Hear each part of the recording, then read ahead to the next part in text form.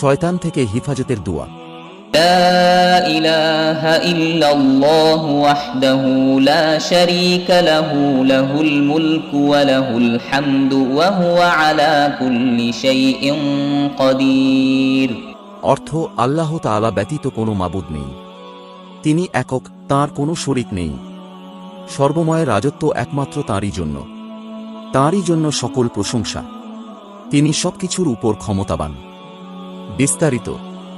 রাসূলুল্লাহ সাল্লাল্লাহু আলাইহি ওয়াসাল্লাম ইরশাদ করেন, যে ব্যক্তি সকালবেলা এ দোয়াটি পাঠ করবে তার একটি গোলাম আজাদ করার সওয়াব হবে, 10টি নেকি লেখা হবে, 10টি গুনাহ মাফ হবে এবং 10টি মর্যাদা বুলন্দ হবে।